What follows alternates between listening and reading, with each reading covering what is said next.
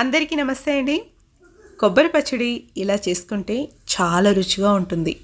ఈ కొబ్బరి పచ్చడి వచ్చేసి చపాతీ, దోశలోకి అలాగే రొట్టెల్లోకి చాలా బాగుంటుంది.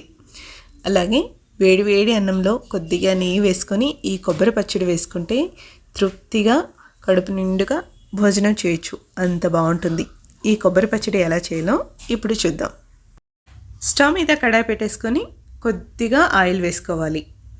ఈ ఆయిల్ కొద్ది వేడి అయిన తర్వాత ఇందులోకి 1 టేబుల్ స్పూన్ శనగపప్పు అలాగే 1 టేబుల్ స్పూన్ మినపప్పు వేసుకోవాలి. మంటని లో ఫ్లేమ్లో పెట్టేసుకొని పప్పులంతా బాగా చక్కగా వేపుకోవాలి. ఈ పప్పులు వచ్చేసి ఇలా సగం వరకు వేగిన తర్వాత ఇందులో 1 టీ స్పూన్ ధనియాలు వేసుకోవాలి. ధనియాలు ఒకసారి వేపుకున్న తర్వాత ఇందులో ఒక 5-6 ఎండుమిర్చి అలాగే ఒక 4 పచ్చిమిర్చి వేసుకోవాలి. ఇది వచ్చేసి మీరు తినే కారాన్ని బట్టి పచ్చిమిర్చిని ఎండుమిర్చిని వేసుకోవాలి. ఇలా మిర్చి కాస్త వేగిన తర్వాత చివరగా ఒక 1/2 స్పూన్ జీలకర్ర అలాగే 1/4 టీ స్పూన్ మెంతులు వేసుకోవాలి. ఇవి వేసుకున్న తర్వాత స్టవ్ ఆఫ్ చేసేసి ఆ వేడి మీద వేపుకుంటే సరిపోతుంది.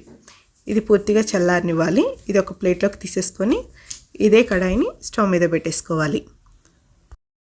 ఇందులోనే ఒక 2 టీ స్పూన్ల ఆయిల్ వేసేసుకున్న తర్వాత ఒక పెద్ద సైజు ఉల్లిపాయని ఇలా సన్నగా పొడవుగా కట్ చేసి వేసుకోవాలి. అలాగే ఒక 15 వరకు వెల్లుల్లి రెమ్మల్ని పొట్టు తీసి వేసుకోవాలి. ఈ వెల్లుల్లి ఉల్లిపాయల్ని కూడా మంచి రంగు వచ్చేంత వరకు బాగా వేపుకోవాలి. ఇది వేగడానికి కొంచెం టైం పడుతుంది కాబట్టి ఒక చిటికెడంత ఉప్పు వేసేసుకుంటే తొందరగా వేగిపోతుంది. ఉల్లిపాయలు వెల్లిపాయలు ఇలా బాగా మంచి రంగు వచ్చినంత వరకు వేపేసి దీన్ని కూడా ఒక ప్లేట్లోకి తీసేసుకోవాలి. ఇప్పుడు అదే కడాయిలో 1 కప్పు పచ్చి కొబ్బరి ముక్కల్ని వేసుకోవాలి. పచ్చి కొబ్బరిని ఇలా కొంచెం సేపు వేపుకున్న తర్వాత ఇందులోని ఒక పెద్ద సైజు టమాటాని 1 ముక్కలుగా కట్ చేసేసి వేసుకోవాలి. పెద్ద టమాటా అయితే 1, చిన్న టమాటాలు అయితే 2 వేసుకోండి.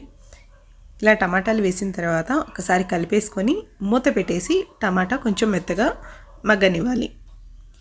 ఇలా టమాటా మగ్గిన తర్వాత ఒకసారి కలిపేసుకొని ఇందులోకి కొద్దిగా కరివేపాకు వేసుకోవాలి. ఇలా కరివేపాకు వేసుకున్న తర్వాత ఒకసారి కలిపేసుకొని ఇవంతా బాగా వేగింది కదా, చివరగా ఒక గుప్పెడంతా పుదీనాని ఇలా కాడలతో సహా వేసేసుకోవాలి.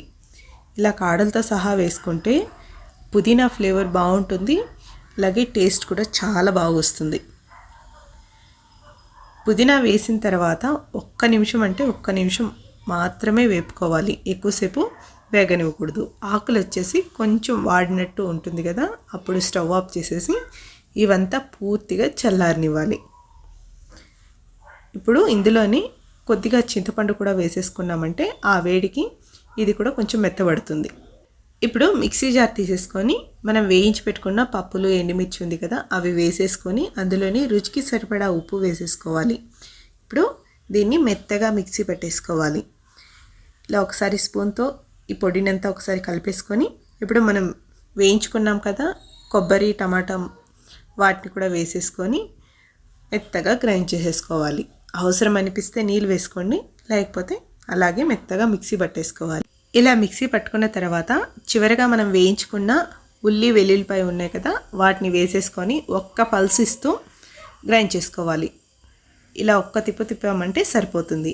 ఇది తినేటప్పుడు మధ్య మధ్యలో పంటికి తగులుతూ చాలా రుచిగా ఉంటుంది.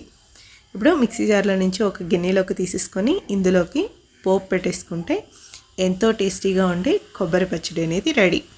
ఇది చపాతీ రోటీలోకి చాలా బాగుంటుంది. అలాగే వేడి వేడి అన్నంలోకి తీసుకుంటే చాలా అంటే చాలా బాగుంటుంది. ఈ కొబ్బరి పచ్చడిని మీరు కూడా ఒకసారి ట్రై చేయండి. వీడియో నచ్చితే లైక్ చేయండి.